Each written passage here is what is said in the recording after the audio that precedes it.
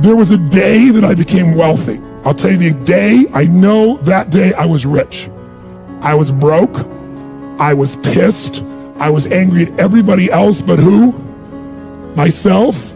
I had a friend that I loaned money to when I had barely enough and I knew he needed it. And I gave him $1,200 and I'm here not able to eat. I'm down to like $25, $26. And I'm saying to him, calling him, and he's not returning my call. And I just need some money and he's ignoring me. I didn't ignore him, so I'm pissed. I'm frustrated. In the midst of all this, I'm also pragmatic.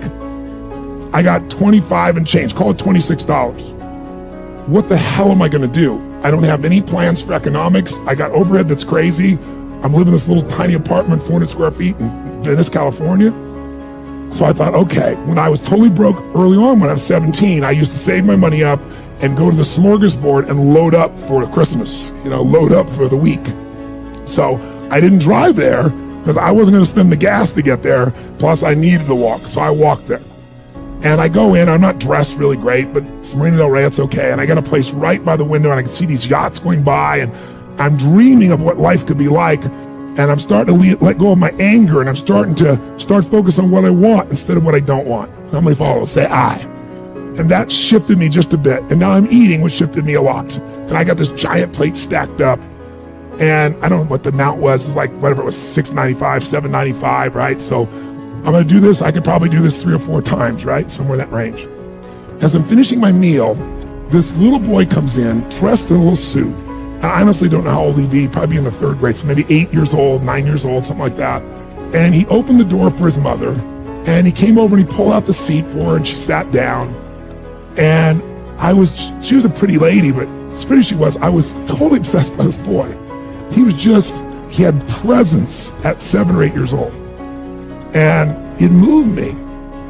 I don't know why, it moved me. And I thought, this kid is like pure.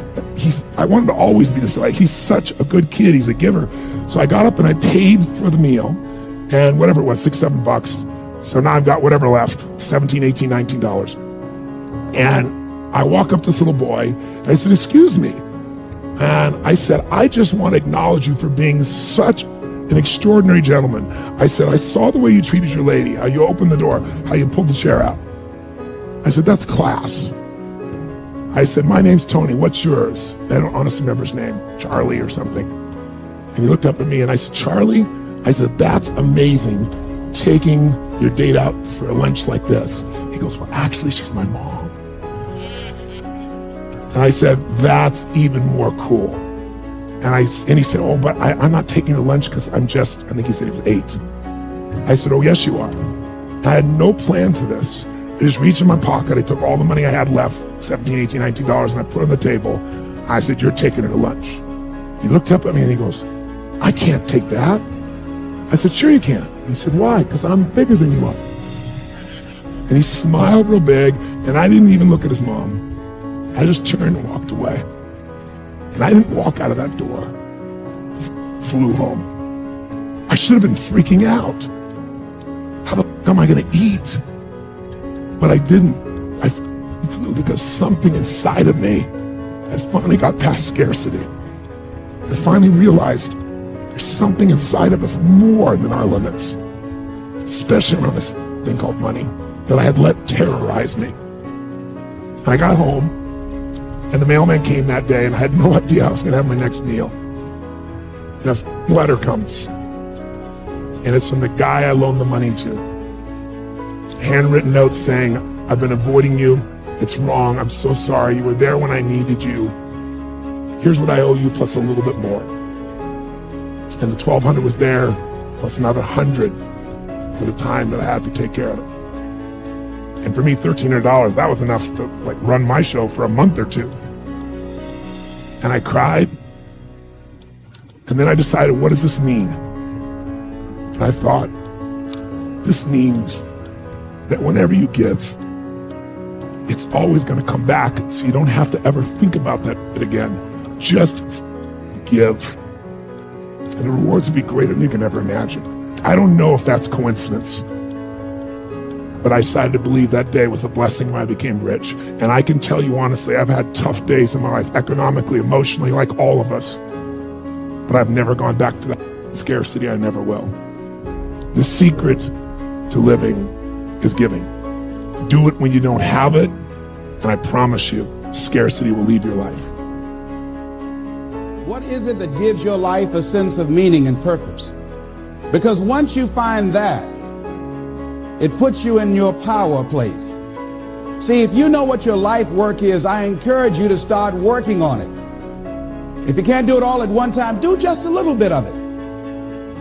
And if you don't know what it is that you showed up to do, if you don't know why you're here, I encourage you to find out what your purpose is here. What is the meaning of your life?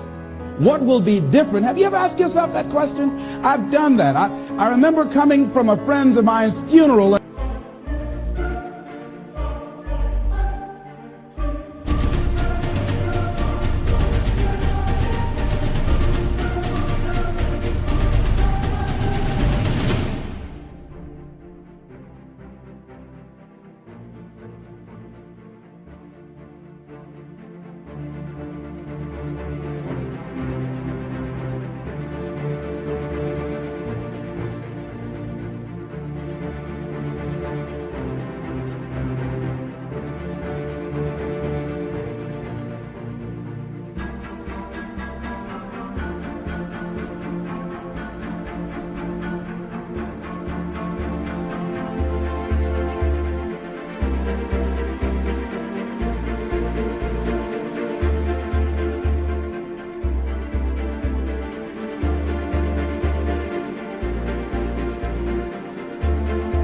And I was reflecting on how much time I had left. And I went for a walk in a park thinking about this guy whose life was so promising. And I mean, he wasn't an old guy, he was quite young, in fact.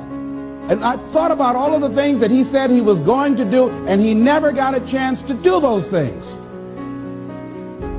And I started thinking about my own life and how much time I had left to do the things that I would like to do.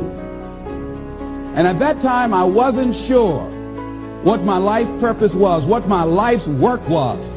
I wasn't sure about it at that time. And I thought about it quite a lot. I had some idea, but I wasn't convinced. I don't think I felt worthy. I didn't believe that it could be me to do this kind of work that I'm doing right now.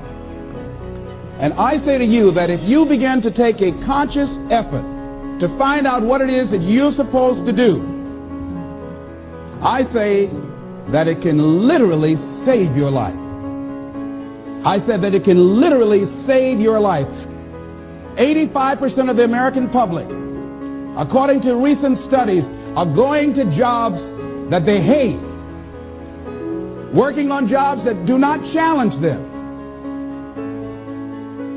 They get sick thinking about going. Because, see, when you go to a job and you already know how far you can go, you can already see that proverbial glass ceiling. See, when you're going someplace and you already know how much you're going to make, you already know how far you can go, you're in a dead-end position. It erodes your self-esteem. It lowers your sense of yourself. It creates an inner turmoil. It creates an emptiness in you.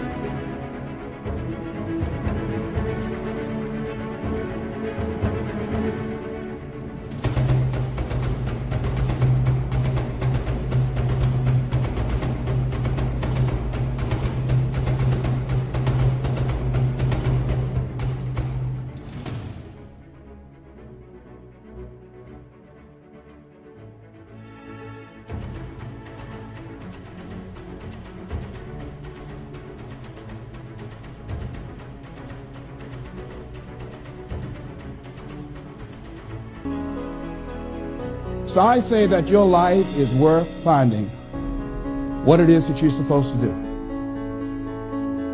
And I'm not saying quit your job. I'm saying find it and do just a little bit of it. Just start working at it just a little bit, but do find out what your work is and hold on to it and don't let your dream go. Don't let it go. See, and here's something else I want you to begin to look at. Why is it that most people don't pursue their dreams or don't do better than what they're doing if they're capable of doing it? I think that many of us don't go the next step because we don't know what to do yet. And I say that the reason that we don't even explore the possibility of what to do is because subconsciously we don't believe that it can happen for us, and we don't believe that we deserve it. So here's what I'm suggesting. How much time do you spend working on you? How much time do you spend every day working on your dream?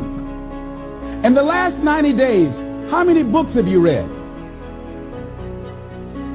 In the last year, what new skill or knowledge have you acquired? What kind of investment have you made in you? So I'm saying that as you begin to look at where you want to go, if you want to make it today, and things are changing so fast you have to literally run to stand still, I'm saying that you've got to make some conscious effort to begin to work to develop you. Here's something else. Most people are not living their dreams because of fear, ladies and gentlemen. Fear, limited vision, and lack of self-esteem.